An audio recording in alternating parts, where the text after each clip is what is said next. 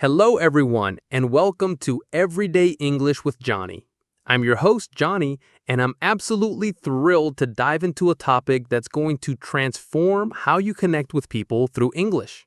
Whether you're a beginner just starting to tell simple stories, an intermediate learner wanting to make your conversations more engaging, or an advanced speaker aiming to captivate any audience, this episode is packed with tips to make your stories unforgettable. And I'm Rose, your co-host. Johnny, today's topic is so exciting. English storytelling, crafting compelling narratives in English. Have you ever heard someone tell a story that grabbed you from the first word and left you wanting more? I've always wanted to tell stories like that in English, but sometimes mine feel flat or boring, like I'm missing the magic spark. Oh, Rose, I totally get that. Storytelling in English isn't just about speaking. It's about painting vivid pictures with words, stirring emotions, and connecting deeply with your listeners. Today, we'll explore the secrets of why some stories captivate, how to create relatable characters, build exciting plots, use sensory language, and deliver with confidence. We'll share our own storytelling journeys to make it relatable and give you simple, practical techniques to try right away. That's right. We'll cover crafting a powerful hook, building authentic characters, creating a gripping story arc, using vivid sensory language, and mastering voice and delivery. We'll keep everything clear, fun, and easy to follow, with phrases you can practice to bring your stories to life. Plus, we'll include moments for you to pause and try things out. Ready to become a storytelling pro, Johnny? Let's do it, Rose. We're here to guide our listeners with actionable steps, personal stories, and lots of encouragement. Grab a notebook or your phone to jot down ideas. Find a comfy spot, and let's start crafting compelling English narratives that will leave everyone hanging on your every word. Johnny, let's start with the hook, the opening that grabs your audience. Why do some stories pull us in instantly while others just fizzle out? What's the secret to a great start in English storytelling? Awesome question, Rose.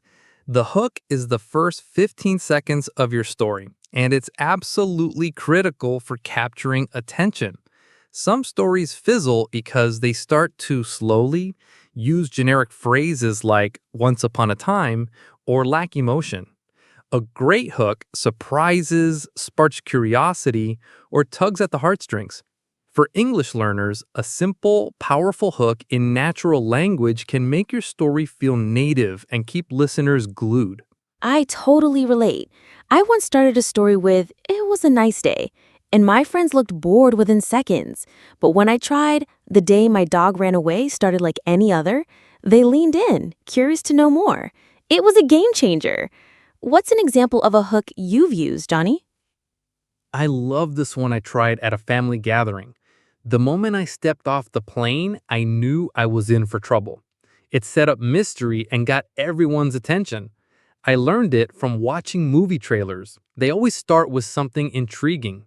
My mistake before was starting too vague, like I went on a trip, which didn't hook anyone. That's so gripping. I used a hook recently. My worst mistake at work turned into my biggest win. My coworkers were hooked because it promised a twist. Why are those first 15 seconds so crucial, especially for English learners? As learners, we're often competing with distractions, people's phones, their thoughts, or short attention spans. A strong hook in simple, natural English grabs them fast and builds your confidence as a storyteller. It says, this story is worth your time.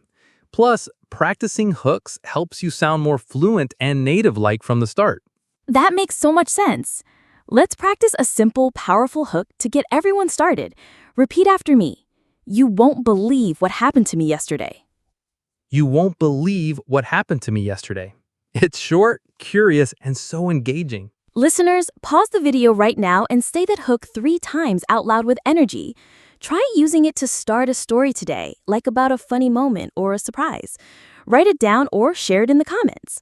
Okay, Johnny, let's move on to building characters that feel real.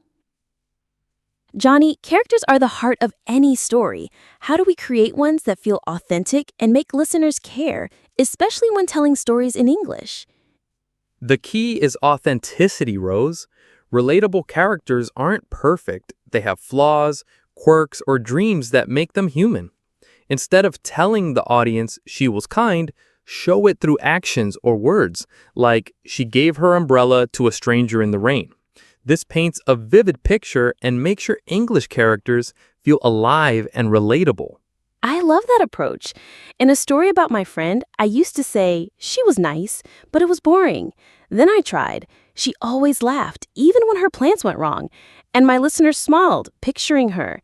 It felt so much more real. How did you learn to do this, Johnny? I used to describe characters flatly, like, my brother was generous. Then I told the story. He'd give you his last dollar, even if it meant walking home. It showed his kindness and forgetfulness, and people laughed and connected with him. I learned by watching movies. Characters are revealed through small, specific actions, not just descriptions. That's such a good tip. How do universal human experiences help our characters connect with the global audience? Everyone understands emotions like joy, fear, or hope, no matter where they're from. If your character feels nervous, like her hands shook as she held the microphone, listeners everywhere relate. I told a story about my first English presentation, saying, my voice cracked, but I kept going. And my international friends all nodded. They'd felt that nervous excitement too. I shared a story about my mom worrying about my first solo trip. She called me 3 times before I even left. People from different cultures got it because parental worry is universal. Let's practice a character description phrase. Repeat after me. He smiled, but his eyes were nervous. He smiled, but his eyes were nervous. It's so vivid and emotional. Listeners, pause the video right now and say that phrase 3 times out loud with energy. Try using it in a story to show a character's feelings like she laughed, but her hands were shaky. Share your version in the comments. Okay, Johnny, let's talk about crafting the story arc. Johnny, a good plot keeps listeners hooked. How do we build a compelling story arc with conflict and resolution in English? A strong story arc has 3 parts: conflict, rising action, and resolution. Conflict drives the story. There are 3 main types: person versus person, like an argument with a friend; person versus self, like overcoming doubt; and person versus nature, like surviving a storm. Choose one to give your story focus and keep listeners curious. That's so clear. I told a story about arguing with my sister, person versus person. I said, we shouted over who got the last slice of cake, and my friends were hooked because they've had sibling fights too. What's your favorite type of conflict, Johnny? I love person versus self. It's so relatable. I told a story about doubting myself before an English speech. My heart pounded. Could I really do this? The internal struggle kept listeners engaged. For rising action, escalate stakes with unexpected twists like, then my notes fell off the stage. It builds tension and excitement. Twists are so fun. In a story, I said, I thought I'd missed the bus, but I was at the wrong stop. My friends gasped, wanting to know what happened next. How do we wrap up with a satisfying resolution? The resolution should tie up the conflict clearly, but not too perfectly. In my speech story, I ended with, I finished shaky but proud, and they clapped. It felt fulfilling without being unrealistic. Avoid vague endings. Make sure listeners know how the story ends, like, we made up and shared the cake. I ended my story with, we laughed it off and hugged. It felt complete. Let's practice a conflict phrase. Repeat, I wasn't sure I could do it. I wasn't sure I could do it. Full of suspense. Listeners, pause and say that phrase 3 times out loud. Use it in a story with a twist, like, I wasn't sure I could do it, but then I found the courage. Share your story idea in the comments. Now, let's explore sensory language to make stories vivid. Johnny, how do we use sensory language to make our English stories feel alive and immersive for listeners? Sensory language brings your story to life by describing what you see, hear, smell, taste, or touch. Use vivid verbs like sparkled instead of shined, or evocative adjectives like crisp for air. For example, the coffee shop buzzed with chatter and smelled like warm, sweet pastries. Pulls listeners right into the scene. That's so vivid. I tried sensory language in a story. The market was loud with vendors shouting and smelled like ripe mangoes and spices. My friends said they could picture it perfectly. What's your experience with sensory details? I described the beach trip. Waves crashed softly, and the salty breeze stung my skin. It made listeners feel like they were there. Beyond sight, add other senses like the crunch of leaves underfoot or the sweet taste of fresh lemonade to create a richer, more immersive experience. I added taste in the story. The spicy soup burned my tongue but tasted like heaven. It made my story pop. How do metaphors and similes make stories even more memorable? Metaphors and similes add a poetic touch. Instead of saying, she was nervous, say, her heart raced like a runaway train. I used, the city glowed like a Christmas tree in a story about a night out, and people loved the image. It stuck with them. I said his laugh was like warm sunshine, and my friends smiled at the image. It felt so creative. Let's practice a sensory phrase with the simile. Repeat after me. The wind whispered like a soft lullaby. The wind whispered like a soft lullaby. It's so poetic and vivid. Listeners, pause the video and say that phrase 3 times out loud. Use it in a story to describe a scene like, the forest was quiet and the wind whispered like a soft lullaby. Share your sensory sentence in the comments. Okay, let's move to voice and delivery to bring our stories to life. Johnny, a great story needs great delivery. How do we use our voice in English to captivate listeners and make our stories unforgettable? Delivery is where your story truly shines, Rose. First, focus on pacing and pauses. Slow down for emotional moments, and pause before big reveals to build suspense, like, I opened the door, and it was completely empty. It keeps listeners on the edge of their seats. I tried pausing in a story. I looked up and saw a shooting star. My friends were so curious about what came next. How did you learn to use pacing effectively?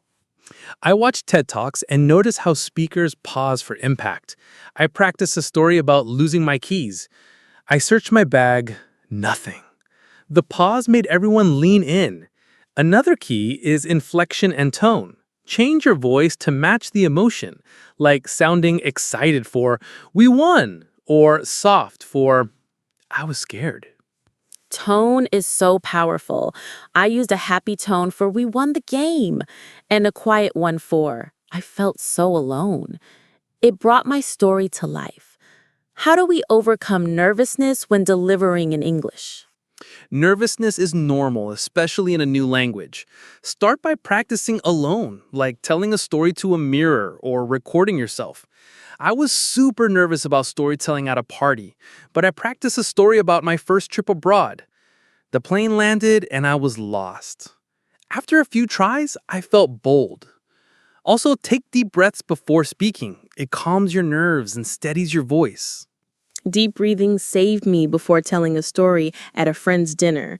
I also practiced with my sister first, which built my confidence. Let's practice a delivery phrase with dramatic tone. Repeat, I couldn't believe my eyes. I couldn't believe my eyes. So full of emotion.